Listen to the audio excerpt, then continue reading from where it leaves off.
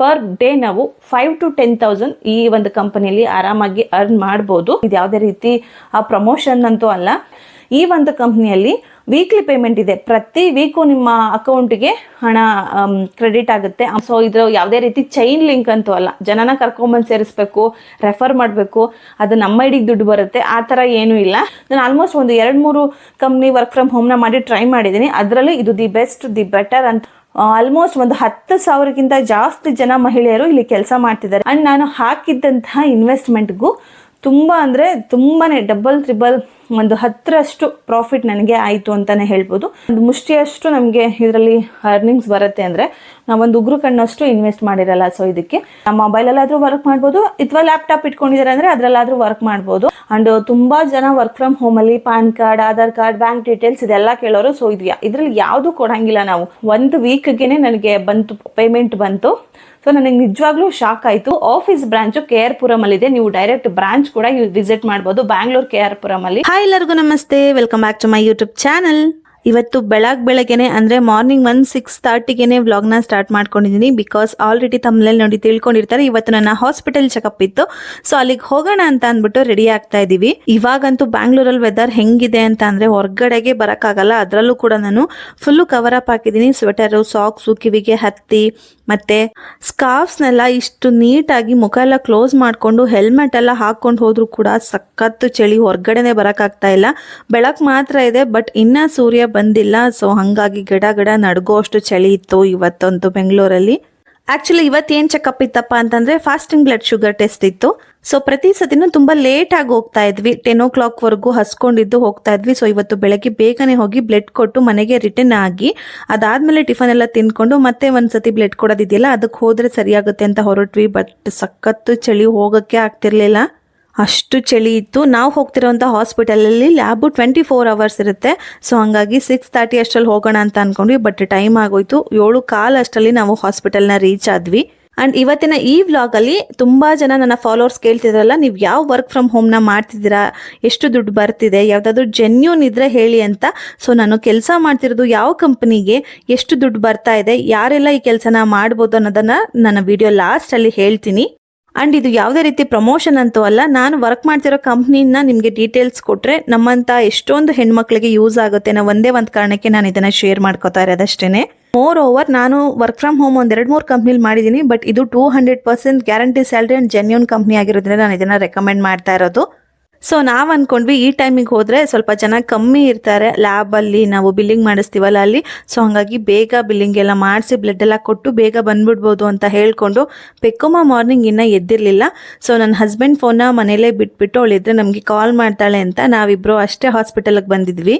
ಅದರಲ್ಲೂ ಕೂಡ ಈ ಹಾಸ್ಪಿಟಲಲ್ಲಿ ಲ್ಯಾಬ್ ಇರೋದು B2 ಅಂದ್ರೆ basement, ground floor, 2nd floor ಅಲ್ಲಿ. ಸೊ ಸಖತ್ತು ಕೋಲ್ಡ್ ಅಂದ್ರೆ ಯಪ್ಪ ಹೇಳಕ್ಕೂ ಆಗಲ್ಲ, ಕೈ ಕಾಲೆಲ್ಲ ನಡಗ್ ಬಂದ್ಬಿಡುತ್ತೆ, ಅಷ್ಟು ಕೋಲ್ಡ್ ಇರುತ್ತೆ ಅಲ್ಲಿ ಲೊಕೇಶನ್. ಎಷ್ಟು ಬೇಗ ಆಗುತ್ತೋ ಅಷ್ಟು ಬೇಗ ಅಲ್ಲಿಂದ ಹೋಗ್ಬಿಡ್ಬೇಕು ಈಚೆ ಅಂತ ಅನ್ಕೊಂಡ್ ಬಂದ್ವಿ. ಬಟ್ ನಾವು ಅನ್ಕೊಂಡಿದ್ದೆ ಒಂದು, ಅಲ್ಲಾಗಿದ್ದೆ ಒಂದು. ನಾವು ಅಷ್ಟು ಬೇಗ ಹೋದ್ರು ಕೂಡ ತುಂಬಾ ಜನ ಪೇಷಂಟ್ಸು ಆಲ್ರೆಡಿ ಅಡ್ಮಿಟ್ ಆಗಿರ್ತಾರಲ್ವಾ, ಆ ಪೇಷಂಟ್ಗಳ ಕಡೆಯವ್ರು ಇದ್ದವರೆಲ್ಲ ಬ್ಲಡ್ ಸ್ಯಾಂಪಲ್ಸ್ ಅಥವಾ ಯೂರಿನ್ ಸ್ಯಾಂಪಲ್ಸ್ ಎಲ್ಲ ತಗೊಂಡ್ಬಂದು ಬಿಲ್ ಮಾಡಿಸೋದಕ್ಕೆ ತುಂಬಾ ಜನ ಇದ್ರು. ನಾವು 16ನೇವ್ರು, ಆಲ್ರೆಡಿ 15 ಜನ ಬಂದು ನಿಂತಿದ್ರು. ಸೊ ಹಾಗಾಗಿ ತುಂಬ ಹೊತ್ತು ವೆಯ್ಟ್ ಮಾಡಿದ್ವಿ. ನನಗೆ ಎಲ್ಲಿ ಟೈಮ್ ಆಗ್ಬಿಡುತ್ತೋ, ಪೆಕ್ಕಮ್ಮ ಎಲ್ಲಿ ಎದ್ದು ಬಿಡ್ತಾಳೋ. ಸೊ ನಾವು ಮನೆಯಿಂದ ಹೋಗಿ ಅವಳಿಗೆ ಸ್ಕೂಲಿಗೆ ಬೇರೆ ಕಳಿಸ್ಬೇಕು ರೆಡಿ ಮಾಡಿ, ಅದೆಲ್ಲಿ ಟೈಮ್ ಆಗುತ್ತೋ ಅಂತ ಒಂದು ಕಡೆ ಟೆನ್ಷನ್ನು. ಆ್ಯಂಡ್ ಇವಾಗ ಬ್ಲಡ್ ಡ್ರಾ ಮಾಡಿ ಕೊಡೋದು ಲೇಟ್ ಆದರೆ ಆಫ್ಟರ್ 2 hours ಫುಡ್ಡು ಊಟ ಮಾಡ್ಕೊಂಡು ಬರಬೇಕಲ್ಲ, ಆಗ ಇನ್ನೂ ಟೈಮ್ ಆಗುತ್ತೆ. ಸೊ ಮಧ್ಯಾಹ್ನ ಇಲ್ಲೇ ಆಗೋಗ್ಬಿಡುತ್ತೆ ಅಂತ ಅಂದ್ಕೊಂಡು ಬೇಗ ಹೋದ್ವಿ. ಸೊ ಹೋಗಿದ್ದಕ್ಕೂ ಚಳಿಗೆ ಬ್ಲಡ್ ಡ್ರಾ ಮಾಡಿದ್ದಕ್ಕೂ ತುಂಬಾನೇ ಪೇನ್ ಆಯಿತು. ಆ್ಯಕ್ಚುಲಿ ಹೇಳಬೇಕಂದ್ರೆ 1.5 hour ಆದಮೇಲೆ ಆ ಬ್ಲಡ್ ಮಾಡಿ ಜಾಗೋ ಅಂತ ಫುಲ್ಲು ಊದ್ಕೊಂಡ್ಬಿಟ್ಟಿತ್ತು. ಫುಲ್ಲು ಮೂಡ್ ಅಪ್ಸೆಟ್ ಇವತ್ತು. ಬೇಗ ಇದ್ದಿದ್ದಕ್ಕೋ ಅಥವಾ ಹಾಸ್ಪಿಟ್ಲಿಗೆ ಹೋಗಿ ಇಷ್ಟೆಲ್ಲ ಇಂಜೆಕ್ಷನ್ ಚುಚ್ಚಿಸ್ಕೋಬೇಕು ಅನ್ನೋದಕ್ಕೋ ಗೊತ್ತಿಲ್ಲ. ಸೊ ಆನ್ ದ ವೇ ಬರ್ತಾ ಇದ್ರು ನೀವು ನೋಡ್ತಿರ್ಬೋದು ಎಷ್ಟೊಂದು ಫಾಗ್ ಇದೆ ಅಂತ. ನಾವು ರಿಟರ್ನ್ ಬರುವಾಗ್ಲೂ ಅಷ್ಟು ಚಳಿ ಇತ್ತು. ಸೊ ಆಫ್ಟರ್ ಬ್ಲಡ್ ಡ್ರಾ ಆದಮೇಲೆ ನಾವು ತಿಂಡಿನ ಯಾವ ಟೈಮಿಗೆ ತಿಂತೀವಲ್ಲ ಅದಾಗಿ 2 hour ಬಿಟ್ಟು ಕರೆಕ್ಟಾಗಿ ಹೋಗಬೇಕು. ಸೊ ಮನೆಗೆ ಹೋಗಿ ಟಿಫನ್ ಎಲ್ಲ ಮಾಡಿ ಟೈಮ್ ಆಗೋಗ್ಬಿಡುತ್ತೆ. ಹೋಟ್ಲಲ್ಲಿ ತಿನ್ಕೊಳ್ಳೋಣ ಅಂತ ಅಂದ್ಬಿಟ್ಟು ಹೋಟ್ಲಲ್ಲಿ ನಾವಿಬ್ರು ತಿನ್ಕೊಂಡು ಪೆಕ್ಕಮ್ಮಗೆ ಪಾರ್ಸೆಲ್ ತಗೊಂಡು ಮನೆ ಕಡೆ ಹೊರಟ್ವಿ. ಪಾಪ ನಾವು ಮನೆಗೆ ಹೋಗೋ ಅಷ್ಟರಲ್ಲಿ ನನ್ನ ಮಗಳು ಆಲ್ರೆಡಿ ಎದ್ದು ಕುತ್ಕೊಂಡಿದ್ದಾಳೆ. ಬಟ್ ನಾವು ಫೋನ್ನ ಮನೇಲಿ ಬಿಟ್ಟೋಗಿದ್ದೀವಿ ಅಂತ ಅವಳು ನೋಡ್ಕೊಂಡೇ ಇಲ್ಲ. ನಾನೇನು ಮಾಡ್ಬಿಟ್ಟಿದ್ದೀನಿ ಅಂದರೆ ಅವಳು ಡಿಸ್ಟರ್ಬ್ ಆಗ್ತಾಳೆ ಅಂತ ರಿಂಗ್ ಟೋನ್ ವಾಲ್ಯೂಮ ತುಂಬ ಕಮ್ಮಿ ಇಟ್ಟಿದ್ದೀನಿ. ಸೊ ನಾವು ಫೋನ್ ಮಾಡಿ ರಿಂಗ್ ಮಾಡಿದ್ರು ಕೂಡ ಅದು ರೂಮಲ್ಲಿದೆ ಫೋನ್. ಇವಳು ಹಾಲಲ್ಲಿ ಕೂತಿದ್ರಿಂದ ಅವಳಿಗೆ ಕೇಳಿಸೇ ಇಲ್ಲ. ಎಷ್ಟೊತ್ತಾಯಿತು ನೀವಿಬ್ರು ಎಲ್ಗೋಗಿದ್ರಿ, ನಾನೆಲ್ಲ ಅಜ್ಜಿ ಮನೆ ಹತ್ರ ಹೋಗಿರ್ತೀರಾ, ಬರ್ತೀರಾ ಅಂತ ವೆಯ್ಟ್ ಮಾಡ್ತಿದ್ದೆ ಅಂತ ಮಾತಾಡ್ಕೊಂಡು ಸುಮ್ಮನೆ ಕೂತಿದ್ದಾಳೆ. ಸೊ ಪಾಪ ಅಂತ ಅನ್ನಿಸ್ತು. ಬಟ್ ಇದೇನು ಹೊಸ್ತಲ್ಲ ನಾವು ಅವಳಿಗೆ ಬಿಟ್ಟು ಹೋಗ್ತಿರೋದು. ನಮ್ಮ ಹೋಟೆಲ್ ಇದ್ದಾಗಲೂ ಕೂಡ ನಾವು ಅವಳಿಗೆ ಬಿಟ್ಟು ಹೋಗ್ತಾ ಇದ್ವಿ. ಅವಳು ಆರಾಮ್ಸೆ ಒಬ್ಳೆ ಮನೇಲಿರೋಳು, ಹೆದರ್ಕೊಳ್ತಾ ಇರಲಿಲ್ಲ. ಸೊ ಹಾಗಾಗಿ ಗೊತ್ತಿತ್ತು ಅವಳು ಎದ್ರು ಕೂಡ ಏನೋ ಹೆದರ್ಕೊಳ್ಳಲ್ಲ, ಈಚೆ ಬಂದು ಕೂತಿರ್ತಾಳೆ. ಇಲ್ಲ ಅಂತಂದರೆ ಫೋನ್ ನೋಡಿದ್ರೆ ಫೋನ್ ಮಾಡ್ತಾಳೆ ಅಂತ. ಬಟ್ ಫೋನ್ ನೋಡಿಲ್ದೇ ಇರೋದ್ ಕಾರಣ ಫೋನೇ ಇಲ್ಲ ಅಂದ್ಕೊಂಡು ಅವಳು ಸುಮ್ಮನೆ ಆಗ್ಬಿಟ್ಟಿದ್ದಾಳೆ. ಸೊ ಫೈನಲಿ ಅವಳಿಗೆ ತೊಗೊಂಬಂದು ತಿಂಡಿ ಎಲ್ಲ ತಿನ್ನಿಸಿ ಅವಳನ್ನ ಫ್ರೆಶ್ ಅಪ್ ಮಾಡಿಸಿ ಸ್ಕೂಲ್ಗೆ ರೆಡಿ ಬಿಟ್ಟು ನಾವು ಆಲ್ಮೋಸ್ಟ್ ಅಷ್ಟರಲ್ಲಿ ಒಂದು 10 o'clock ಅಷ್ಟು ಆಗಿಬಿಡುತ್ತೆ. ಇನ್ನು 10:30 ಅಲ್ವಾ ನಮಗೆ ಟೈಮ್ ಇದ್ದಿದ್ದು. ನಾವು 8:30 ತಿಂಡಿ ತಿಂದ್ವಿ ಅಂದರೆ 10:30 ಮತ್ತೆ ಬ್ಲಡ್ ಡ್ರಾನ ಮಾಡಿ ಕೊಡೋಕೆ ಹೋಗಬೇಕಿತ್ತು. ಸೊ ಅವಳನ್ನು ಕೂಡ ಆಲ್ರೆಡಿ ಟೈಮ್ ಆಗಿಬಿಟ್ಟಿತ್ತು ಸ್ಕೂಲ್ಗೆ ನಾವು ಬರೋ ಅಷ್ಟರಲ್ಲಿ. ಸ್ಕೂಲ್ ಹತ್ರ ಬಿಟ್ಟು ಹೋಗೋಣ ಅಂತ ಅಂದ್ಬಿಟ್ಟು ಬೇಗ ರೆಡಿ ಮಾಡ್ತಾ ಇದ್ದೀನಿ ಅವಳಿಗೆ. ಯಾರಿಗದು? ಯಾವ ಮ್ಯಾಮ್ಗೆ? ಸೌಮ್ಯ ಮ್ಯಾಮಿಗೆ, ಕನ್ನಡ ಮ್ಯಾಮಿಗೆ, ಇನ್ನೊಬ್ರು ಮ್ಯಾಮಿಗೆ. ಅವ್ರ ಹೆಸರು ಗೊತ್ತಿಲ್ಲ. ಇನ್ನೊಬ್ರು ಮ್ಯಾಮು ಗೊತ್ತಿಲ್ಲ ಅವ್ರ ಹೆಸರು. ನಿಮ್ಮ ಕ್ಲಾಸಿಗೆ ಬರಲ್ವಾ ಅವರು? ಬರ್ತಾರೆ ಒಂದೊಂದು ದಿವಸ. ಬಂದರೆ ಕೊಡ್ತೀನಿ, ಇಲ್ಲ ಅಂದರೆ ಸ್ಕೂಲ್ ಬ್ಯಾಗಲ್ಲಿ ಇಟ್ಕೋತೀನಿ.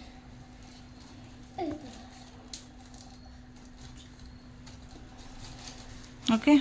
ಮಮ್ಮಿ ಸ್ಕೂಲ್ ಬ್ಯಾಗಲ್ಲಿ ಇಟ್ಟರೆ ಸ್ಕೂಲ್ ಬ್ಯಾಗ್ ನಮ್ಮ ಹಿಂದನೇ ಇರುತ್ತೆ.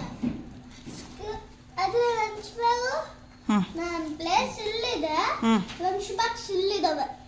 ಡೋರ್ ಹತ್ರ ಏನು ಕಿಕ್ಸ್ ಇದ್ದಾರೆ. ಆಯಿತು, ಬ್ಯಾಗಲ್ಲಿ ಇಟ್ಕೊ. ಮಕ್ಕಳಿಗೆ ಈ ಬ್ಯಾಂಗ್ಳೂರಲ್ಲಂತೂ ಎಷ್ಟು ಸ್ವೆಟರು, ಸ್ಕಾರ್ಫ್ಸು ಮತ್ತು ಕಾಲಿಗೆ ಸಾಕ್ಸು ಇದೆಲ್ಲ ಹಾಕೊಟ್ರು ಕೂಡ ತುಂಬ ಚಳಿ. ಪೆಕ್ಕುಮ ಅಂತೂ ಫುಲ್ ಎಲ್ಲ ಹಾಕ್ಕೊಂಡು ಕವರ್ ಮಾಡಿಸ್ಕೊಂಡು ಹೋಗ್ತಾಳೆ, ಅದರಲ್ಲೇನೂ ಹಠ ಮಾಡೋದಿಲ್ಲ. ಸೊ ಹಂಗಾಗಿ ಅವಳ ಸ್ಕಿನ್ ಎಲ್ಲ ಅಷ್ಟು ಡ್ಯಾಮೇಜ್ ಆಗಿಲ್ಲ ಇಷ್ಟು ಚಳಿ ಇದ್ರೂ ಕೂಡ. ಆ್ಯಂಡ್ ನಾವಿವತ್ತು ಹಾಸ್ಪಿಟ್ಲಿಗೆ ಹೋಗ್ತಿದ್ದೀವಿ ಅಂದರೂ ಕೂಡ ಹಠ ಮಾಡ್ದೇನೆ ಖುಷಿಯಾಗಿ ಹೋಗ್ತಾ ಇದ್ದಾಳೆ ಸ್ಕೂಲ್ಗೆ. ಬಿಕಾಸ್ ಯಾಕಪ್ಪ ಅಂತಂದರೆ ಅವ್ರ ಮ್ಯಾಮ್ಗೆ ಎಳ್ಳು ಬೆಲ್ಲನ ಕೊಟ್ಟಿತ್ತಿಲ್ಲ ಹಬ್ಬಕ್ಕೆ. ಸೊ ಇವತ್ತು ಕೊಟ್ಟು ಕಳಿಸ್ತಾ ಇದ್ದೆ, ನೆನ್ನೆ ಮರ್ತ್ಕೊಂಡ್ಬಿಟ್ಟಿದೆ. ಸೊ ಅದನ್ನು ಕೊಡಬೇಕು ಅನ್ನೋ ಖುಷಿಯಾಗಿ ಸ್ಕೂಲ್ಗೆ ಹೋಗ್ತಾ ಇದ್ದಾಳೆ ಎಲ್ಲನೂ ತೊಗೊಂಡ್ಬಿಟ್ಟು. ಆದರೂ ಕೂಡ ಇವಾಗ ಟೈಮ್ ಬಂದು ಒಂದು 9:45 10 ಗಂಟೆ ಅಷ್ಟು ನಿಯರ್ ಇದೆ. ಆದರೂ ಕೂಡ ಬಿಸಿಲು ಬಂದಿಲ್ಲ, ಸಖತ್ತು ಚಳಿ ಯಪ್ಪ ಅನ್ನಿಸ್ತಾ ಇತ್ತು. ಹೊರಗಡೆ ಓಡಾಡೋದಕ್ಕೆ ಆಗ್ತಿರ್ಲಿಲ್ಲ. ಸೊ ಅವಳನ್ನ ಕ್ಲಾಸ್ ರೂಮ್ ಹತ್ರ ಬಿಟ್ಬಿಟ್ಟು ಮ್ಯಾಮ್ಗೆ ಒಂದ್ಸತಿ ಇನ್ಫಾರ್ಮ್ ಮಾಡಿ ಬರೋಣ, ಮಮ್ಮಿ ಹೇಳ್ಬಿಟ್ಟು ಬನ್ನಿ ಮ್ಯಾಮ್ಗೆ ಅಂತ ಕರಿತಿದ್ಲು ಅಂದ್ಬಿಟ್ಟು ಸ್ಕೂಲ್ ಒಳಗಡೆನೆ ಹೋದೆ ನಾನು. ತುಂಬ ದಿವಸ ಆಗಿತ್ತು ಪೆಕ್ಕುಮ ಸ್ಕೂಲ್ಗೆ ಹೋಗ್ಬಿಟ್ಟು. ಸೊ ನನಗಂತೂ ಇವತ್ತು ತುಂಬ ಟಯರ್ಡ್, ತುಂಬ ಬೇಗನೆ ಎದ್ದಿದ್ದೆ. ಬೆಳಗಿನ ಜಾವ 5 ಗಂಟೆ ಅಷ್ಟರಲ್ಲಿ ಅಲ್ಲೇ ಇದ್ಬಿಟ್ಟಿದ್ದೆ, ಬೇಗ ಹೋಗಬೇಕು ಮನೆಯಿಂದ ರೆಡಿಯಾಗಿ ಅಂದ್ಬಿಟ್ಟು. ಸೊ ಸಖತ್ತು ಸುಸ್ತಾಗ್ತಾ ಇತ್ತು ಅಂತ ನನ್ನ ಕರ್ಕೊಂಡು ಹೋಗಿ ಮನೇಲಿ ಬಿಟ್ಟು ಇವತ್ತು ನಮ್ಮ ಅತ್ತೆ ಬಂದರು ಊರಿಂದ, ಅಂದರೆ ನನ್ನ ಹಸ್ಬೆಂಡ್ ಅವ್ರ ಅಮ್ಮ. ಇನ್ನೇನು ಟೈಮ್ ಹತ್ರ ಬಂತಲ್ಲ ಅಂದ್ಬಿಟ್ಟು ಊರಿಂದ ಬಂದಿದ್ದಾರೆ. ಅಮ್ಮ ಬಂದಿದ್ದಕ್ಕೆ ನಮ್ಮ ಮನೆಯವ್ರ ಖುಷಿ ಅಂತೂ ಕೇಳೋಕ್ಕೆ ಆಗ್ತಿಲ್ಲ, ಫುಲ್ಲು ನಗು ಅವ್ರಿಗೆ. ಸೊ ಅವ್ರ ಅಮ್ಮನ ಬಸ್ ಸ್ಟಾಪಿಂದ ಕರ್ಕೊಂಬಂದು ನಗ್ತಾನೆ ಕರ್ಕೊಂಬರ್ತಾರೆ. ಮಕ್ಕಳಿಗೆ ಅಮ್ಮ ಬಂದರೆ ಎಷ್ಟು ಖುಷಿ ಆಗುತ್ತೆ ಅಲ್ವಾ. ಸೊ ನಮ್ಮ ಮನೆಯವ್ರಿಗೆ ಇವತ್ತು ಅಷ್ಟೇ ಖುಷಿ ಆಯಿತು. ಸೊ ಅಮ್ಮ ಏನೇನೋ ತೊಗೊಂಬಂದಿದ್ರು ಊರಿಂದ, ಅದನ್ನೆಲ್ಲ ಏನೇನು ತಂದಿದ್ದಾರೆ ಅಂತ ಅಂದ್ಬಿಟ್ಟು ನನ್ನ ಹಸ್ಬೆಂಡೇ ಚೆಕ್ ಮಾಡ್ತಾರೆ. ಅತ್ತೆ ಪಾಪ ನನಗೆ ಇಷ್ಟ ಅಂತ ಕಬ್ಬು, ಹಾಲು, ನಮ್ಮೂರಲ್ಲೇ ಹಸು ಎಲ್ಲ ಹಾಲು ಕೊಡ್ತಾರೆ, ಅದೆಲ್ಲ ತೊಗೊಂಡು ಬಂದಿದ್ರು. ಮತ್ತು ಇನ್ನೂ ಎಷ್ಟೊಂದು ಐಟಮ್ಸ್ ತೊಗೊಂಬಂದಿದ್ರು ಮನೆಗೆ. ಅವಳಿಗೆ ಏನಾದರೂ ಮಾಡಿಕೊಡೋದಾ, ಇನ್ನೇನು ಟೈಮ್ ಹತ್ರ ಬಂತಲ್ಲ ಅಂತ ಅಂದ್ಬಿಟ್ಟು. ಇಷ್ಟು ದಿವಸ ಹೆಂಗೋ ಕಷ್ಟನೋ ಸುಖನೋ ಹೊಟ್ಟೆಲೊಂದು ಮಗು ಇಟ್ಕೊಂಡು ಮನೇಲೊಂದು ಮಗು ಇಟ್ಕೊಂಡು ಮನೇನ ನಡೆಸ್ಕೊಂಡು ಹೋಗ್ತಾ ಇದ್ದೆ. ಇನ್ಮೇಲೆ ಅತ್ತೆ ಬಂದಿರೋದ್ರಿಂದ ನನಗೆ ಕಂಪ್ಲೀಟಾಗಿ ಕೆಲಸ ಕಮ್ಮಿ ಆಗುತ್ತೆ. ಸೊ ಅದೊಂದು ಕಡೆ ತುಂಬ ಖುಷಿ. ಸೊ ಇನ್ನೇನು ನನ್ನ ಡೆಲಿವರಿ ಟೈಮ್ ಹತ್ರ ಬಂದಿರೋದ್ರಿಂದ, ಅತ್ತೆ ಈಗ ನಮ್ಮ ಮನೆಗೆ ಬಂದಿರೋದ್ರಿಂದ ಇನ್ನೇನು ನನಗೆ ರೆಸ್ಟ್ ಸಿಗುತ್ತೆ, ಸ್ವಲ್ಪನಾದರೂ ರೆಸ್ಟ್ ಮಾಡ್ಕೋಬೋದು ಡೈಲಿ ಅಂತ ತುಂಬ ಖುಷಿ ಆಗ್ತಿತ್ತು ನನಗೆ. ಒಂದು ಕಡೆ ನನ್ನ ಹಸ್ಬೆಂಡ್, ಇನ್ನೊಂದು ಕಡೆ ನಮ್ಮ ಅತ್ತೆ ಇರೋದ್ರಿಂದ ವರ್ಕ್ ಟೆನ್ಷನ್ ಅಂದರೆ ಮನೆ ಕೆಲಸ ಟೆನ್ಷನ್ ನನಗೆ ಇನ್ಮೇಲೆ ಇರೋದಿಲ್ಲ. ಅದಂತೂ ತುಂಬ ಖುಷಿ. ಸೊ ಅತ್ತೆನೂ ಬಿಟ್ಟು ಮನೆಗೆ ಅತ್ತೆಗೂ ಸ್ವಲ್ಪ ತಿಂಡಿ ಎಲ್ಲ ಹೊರಗಡೆನೆ ತಗೊಬಂದು ಕೊಟ್ಟು ನಾವು ಮತ್ತೆ ರೆಡಿ ಆದ್ವಿ, ಫ್ರೆಶ್ ಅಪ್ ಆದ್ವಿ. ಯಾಕಂದರೆ ಮತ್ತೆ ನಿದ್ದೆ ಮಾಡ್ಕೊಬಿಟ್ಟಿದೆ ನಾನು ಅವರೆಲ್ಲ ಬರೋ ಅಷ್ಟರಲ್ಲಿ. ಮತ್ತೆ ಹಾಸ್ಪಿಟಲ್ಗೆ ಹೋಗೋಣ ಅಂತ ಫ್ರೆಶ್ ಅಪ್ ಆಗಿಬಿಟ್ಟು ಹಾಸ್ಪಿಟ್ಲಿಗೆ ಹೋಗ್ತಾ ಇದ್ದೀವಿ. ಈ ಟೈಮ್ ಬರೀ ಬ್ಲಡ್ನ ಡ್ರಾ ಮಾಡಿ ಕೊಟ್ಟು ಬಂದಿದ್ದಷ್ಟೇ. ಬಿಕಾಸ್ ನನಗೆ ರಿಪೋರ್ಟ್ ಬರೋವರೆಗೂ ಕೂಡ ಕಾಯಕ್ಕಾಗಲಿಲ್ಲ. ಅಲ್ಲಿ ಸಖತ್ತು ಬ್ಯಾಕ್ ಪೇನ್ ಮತ್ತು ಕಿಬ್ಬೊಟ್ಟೆ ಅಂತೂ ತುಂಬಾ ಅಂದರೆ ಪೇನ್ ಬಂದ್ಬಿಟ್ಟಿತ್ತು. ಸೊ ಹಾಗಾಗಿ ಬ್ಲಡ್ ಕೊಟ್ಬಿಟ್ಟು ಸೀದಾ ಬಂದ್ವಿ. ನಾಳೆ ಬಂದು ರಿಪೋರ್ಟ್ನ ಕಲೆಕ್ಟ್ ಮಾಡಿಕೊಂಡು ಒಂದೇ ಸತಿ ಗೈನಕಾಲಜಿಸ್ಟ್ಗೆ ತೋರಿಸೋಣ ಅಂತ ಬಂದು ಬೇಗ ರೆಸ್ಟ್ ಮಾಡಿದ್ರೆ ಸಾಕು ಅನ್ನೋ ಥರ ಆಗ್ಬಿಟ್ಟಿತ್ತು. ಸೊ ಹಾಸ್ಪಿಟ್ಲ್ ರಿಪೋರ್ಟ್ ಏನು ಬಂತು, ಏನಾಯಿತು ಅನ್ನೋದೆಲ್ಲ ನಾನು ನೆಕ್ಸ್ಟ್ ವ್ಲಾಗಲ್ಲಿ ಹೇಳ್ತೀನಿ. ಹಾಯ್ ಎಲ್ಲರಿಗೂ ನಮಸ್ತೆ, again welcome back to my video. ಹಾಸ್ಪಿಟಲಿಂದ ಬಂದಮೇಲೆ ತುಂಬ ಟೈಮ್ ಸುಧಾರಿಸ್ಕೊಂಡಿದ್ದಾಯಿತು, ಸಖತ್ತು ಸುಸ್ತಾಗ್ಬಿಟ್ಟಿತ್ತು. ಸೊ ಹಾಗಾಗ್ಬಿಟ್ಟು ನಾನು ಆಲ್ರೆಡಿ ನಿಮಗೆ ವಿಡಿಯೋ ಸ್ಟಾರ್ಟಿಂಗಲ್ಲೇ ಹೇಳಿದ್ದೆ, ನಾನು ಈ ಒಂದು ವಿಡಿಯೋದಲ್ಲಿ ಜೆನ್ಯೂನ್ ಆಗಿರುವಂಥ ವರ್ಕ್ ಫ್ರಮ್ ಹೋಮ್ ಬಗ್ಗೆ ಡೀಟೇಲ್ಸ್ ಕೊಡ್ತೀನಿ ಅಂತ ಅಂದ್ಬಿಟ್ಟು. ಸೊ ಆ ವರ್ಕ್ ಫ್ರಮ್ ಹೋಮ್ ಯಾವುದು, ಹೇಗೆ ಕೆಲಸ ಮಾಡೋದು, ಯಾರೆಲ್ಲ ಕೆಲಸ ಮಾಡ್ಬೋದು, ಎಷ್ಟು ಕೆಲಸ ಮಾಡಬೇಕು ಆ್ಯಂಡ್ ಎಷ್ಟು ಅರ್ನಿಂಗ್ಸ್ ಬರುತ್ತೆ, ಇದೆಲ್ಲನೂ ಹೇಳ್ಬಿಡೋಣ ಅಂತ ಅಂದ್ಬಿಟ್ಟು ಈ ವಿಡಿಯೋನ ಸ್ಟಾರ್ಟ್ ಮಾಡ್ಕೊಂಡಿದ್ದೀನಿ. ನಾನಿವಾಗ ಹೇಳ್ತಿರೋವಂಥ ಒಂದು ವರ್ಕ್ ಫ್ರಮ್ ಹೋಮ್ ಏನಿದೆಯಪ್ಪ ಅಂತಂದರೆ, ನಾನು ಆ್ಯಕ್ಚುಲಿ ಪ್ರೆಸೆಂಟ್ ಕೆಲಸನ ಮಾಡ್ತಿರೋವಂಥ ವರ್ಕ್ ಫ್ರಮ್ ಹೋಮ್ ಇದು. ಯಾವುದೇ ರೀತಿ ನಾನು ಈಗ ಪ್ರಮೋಷನ್ಸ್ ಕೊಲಾಬ್ರೇಷನ್ ಎಲ್ಲ ಒಂದು ಸೈಡ್ ಆದರೆ, ನಾವು ಜೆನ್ಯೂನ್ ಆಗಿ ವರ್ಕ್ ಫ್ರಮ್ ಹೋಮ್ನ ಮಾಡಿ ಅರ್ನಿಂಗ್ಸ್ ಮಾಡಿ ಸ್ವಲ್ಪ ಸೇವಿಂಗ್ಸ್ ಅಂತ ಉಳಿಸ್ಕೊಂಡು ಆಮೇಲೆ ನಾವು ಪಬ್ಲಿಕ್ಗೆ ಅಥವಾ ನನ್ನ ಸಬ್ಸ್ಕ್ರೈಬರ್ಸ್ಗೆ ಫಾಲೋವರ್ಸ್ಗೆ ರಿವ್ಯೂನ ಕೊಟ್ಟರೆ ಚೆನ್ನಾಗಿರುತ್ತೆ ಅಲ್ವಾ. ಸೊ ಹಾಗಾಗ್ಬಿಟ್ಟು ನಾನು ಇದನ್ನು ಆಲ್ಮೋಸ್ಟ್ ಒಂದು 2.5 ಮಂತ್ ಹಿಂದೆನೇ ಜಾಯ್ನ್ ಆಗಿದ್ದೆ. ಹಾಗಾಗಿ ಸ್ವಲ್ಪ ಸ್ಯಾಲ್ರಿ ಬರಲಿ, ನನಗೆ ಸೇವಿಂಗ್ಸ್ ಅಂತ ಆಗಲಿ, ಸೊ ನಾನು ಇನ್ವೆಸ್ಟ್ ಮಾಡಿರೋದು ಕೂಡ ನನಗೆ ರಿಟರ್ನ್ ಆಯಿತು ಅಂತ ಅಂದರೆ ನಾನು ಒನ್ಸ್ ಜನಕ್ಕೆ ಹೇಳೋಣ, ಇಲ್ಲ ಅಂತ ಅಂದರೆ ಇದನ್ನು ಕ್ವಿಟ್ ಮಾಡಿಬಿಡೋಣ ಅಂತ ಸುಮ್ಮನೆ ಆಗಿಬಿಟ್ಟಿದ್ದೆ. ಸೊ ಹಾಗಾಗಿ ನಾನು ಅಂದ್ಕೊಂಡಿದ್ದಕ್ಕಿಂತ, ನಾನು ಇಮ್ಯಾಜಿನ್ ಮಾಡ್ಕೊಂಡಿದ್ದಕ್ಕಿಂತ ಅರ್ನಿಂಗ್ಸ್ ತುಂಬಾ ಜಾಸ್ತಿ ಬಂತು. ಆ್ಯಂಡ್ ನಾನು ಹಾಕಿದ್ದಂತಹ ಇನ್ವೆಸ್ಟ್ಮೆಂಟ್ಗೂ ತುಂಬ ಅಂದರೆ ತುಂಬಾ ಡಬಲ್ ತ್ರಿಬಲ್ ಒಂದು 10ರಷ್ಟು ಪ್ರಾಫಿಟ್ ನನಗೆ ಆಯಿತು ಅಂತಲೇ ಹೇಳ್ಬೋದು. ಸೊ ಹಾಗಾಗ್ಬಿಟ್ಟು ನಾನು ಆ್ಯಕ್ಚುಲಿ ನೀವು ನನ್ನ ವ್ಲಾಗ್ಸ್ ನೋಡಿದ್ರೆ ಗೊತ್ತಿರುತ್ತೆ, ಫಾರ್ ದ ಫಸ್ಟ್ ಟೈಮ್ ನಾನು ಯಾವುದಾದ್ರೂ ಕೆಲಸದ ಬಗ್ಗೆ ಹೇಳ್ತಾ ಇದ್ದೀನಿ ಅಂತ ಅಂದರೆ ಇದೇ ಒಂದು ವ್ಲಾಗಲ್ಲಿ. ಸೊ ಯಾವುದು ಏನು ಅಂತ, ನಾನು ವರ್ಕ್ ಫ್ರಮ್ ಹೋಮ್ ಮಾಡ್ತಿರೋಂಥ ಕಂಪ್ನಿ ಬಂದ್ಬಿಟ್ಟು HWS ಫಾರ್ಚೂನ್ ಅಂತ ಅಂದ್ಬಿಟ್ಟು. ಸೊ ಇದು ಲೇಡೀಸ್ಗೋಸ್ಕರನೇ ಅಂತ ಮಾಡಿರೋ ಕಂಪ್ನಿ. ತುಂಬ ಅಂದರೆ ತುಂಬ ಜನ, ಆಲ್ಮೋಸ್ಟ್ ಒಂದು 10,000ಕ್ಕಿಂತ ಜಾಸ್ತಿ ಜನ ಮಹಿಳೆಯರು ಇಲ್ಲಿ ಕೆಲಸ ಮಾಡ್ತಿದ್ದಾರೆ, ಅರ್ನಿಂಗ್ಸ್ ಮಾಡ್ತಿದ್ದಾರೆ. ಏನಕ್ಕಪ್ಪ ಇಷ್ಟು ಜನ ಕೆಲಸ ಮಾಡ್ತಾರೆ, ಅದು ಲೇಡೀಸೇ ಅಂತ ಅಂದರೆ, ಈ ಒಂದು ಕಂಪ್ನಿಯಲ್ಲಿ ವೀಕ್ಲಿ ಪೇಮೆಂಟ್ ಇದೆ. ಪ್ರತಿ ವೀಕು ನಿಮ್ಮ ಅಕೌಂಟಿಗೆ ಹಣ ಕ್ರೆಡಿಟ್ ಆಗುತ್ತೆ, ಅಮೌಂಟ್ ಕ್ರೆಡಿಟ್ ಆಗುತ್ತೆ. ಸೊ ಹಾಗಾಗಿ ಇನ್ನೊಂದೇನಪ್ಪ ಅಂತಂದರೆ, ಸೊ ಇದರಲ್ಲಿ ಇನ್ವೆಸ್ಟ್ಮೆಂಟ್ ಅಂತೂ ತುಂಬ ಅಂದರೆ ತುಂಬ ಕಡಿಮೆ, ಲೈಕ್ ಒಂದು ಶಾಪಿಂಗ್ ಥರ ನಮಗೆ.